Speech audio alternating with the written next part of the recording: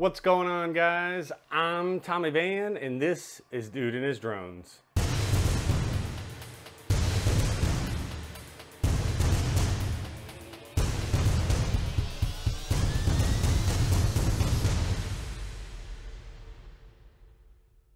Today I'm going to show you a little video I shot back in early July, one of the very first times I flew my DJI Mavic 2 Pro.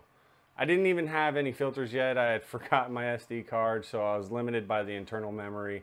It was my first time flying at this park, and it was my first time flying over water, and it made me pucker. So let's get into it. So there I was tracking these rowers using active track. So the active track doesn't move. There, I'm moving up on the throttle. You can see the throttle inputs on the lower screen. I set it to pan to the left, and then after tracking for a moment or two, it loses track and it just accelerates in that direction. So this little girl hits me with her laser beam eyes, and then bam, it starts flying. You'll see it accelerates up to 31, 32 miles per hour, almost 33 miles an hour. And luckily it didn't hit anything before something stopped it. I think the obstacle avoidance stopped it. But you can see me wildly trying to get control of the drone again by moving back and forth, doing this little shimmy as I'm trying to get control. At the time, I had like no idea how to get control back by either pressing the pause button or the mode switch button. So I really didn't know what I was doing. It was a brand new, I had it for like a week at that point. I contacted DJI and they had nothing to offer. The logs are supposed to register a crash or near miss like that. And there's a certain log you export and you send it to DJI. This one didn't produce that crash indication. The only one was from a flight the day before where I had like got close to a bush and it started clipping the leaves. So DJI never contacted me again about it. Like I said, I didn't know at the time how to stop flyaways by using the pause button or the mode switch. And again, if you don't know what to do during an emergency, use the pause button and or the mode switch, and the Mavic should stop right in its tracks.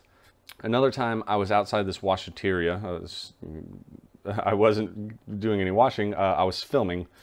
And it was this all metal building, you can see from this picture.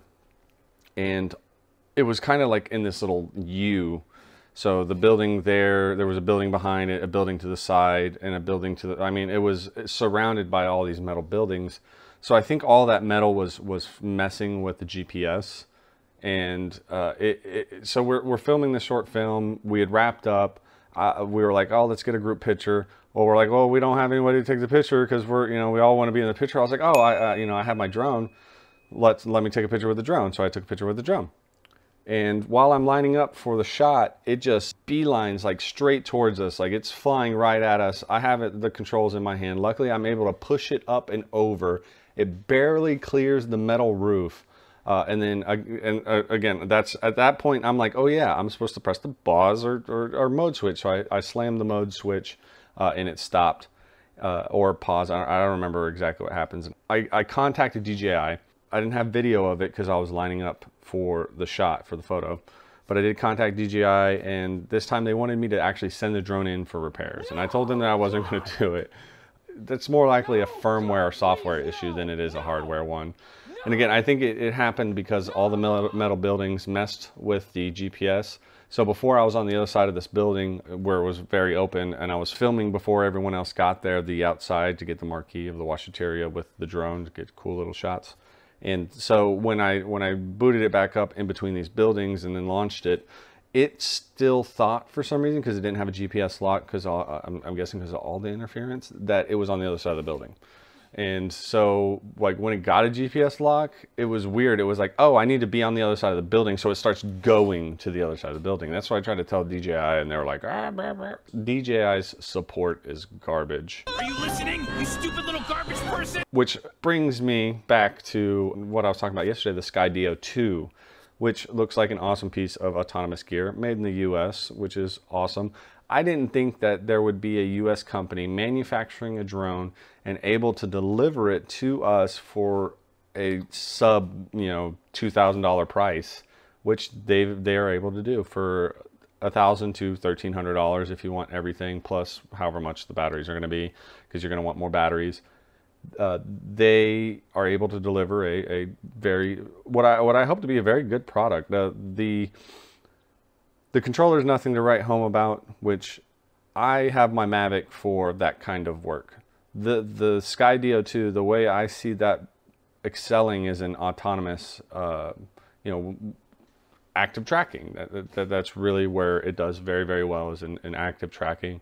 That's where the Skydio R1 did very well, is in active tracking, but it cost $24.99 was its original starting price. So a big difference in cost from that one to this one. So being an American company, being that it is such a great little autonomous kit, and you know, I can go ride my bike or go get on my motorcycle or something and have it track me, that would be amazing. Again, there's some issues though. I am a Part 107 certificated pilot, so I have a Part 107 certificate. Flying of drones without having your eyeballs on it though, that's a little iffy with me, because you and again, coming from these two experiences, you want to always have your drones, like, you know, you want to always have control of your drone, and ideally you always want to have your eyeballs on the drone. I personally don't like flying out of visual line of sight. I do not like not being able to see my drone. I have a story later on. I'll probably tell you guys about how we got kicked out of a place. That's why now we keep a GoPro, and I have my Insta360 1X. We keep those around or on us now so that in case something happens, we'll be able to capture the moment. All right, that's going to be it for this week. I'll be back another episode next week. Let me know what you think about my story. How dumb am I for not sending my drone to DJI? I'm in a competition with my classmates, so if you like the video, please subscribe for more great drone content. See you next time, guys.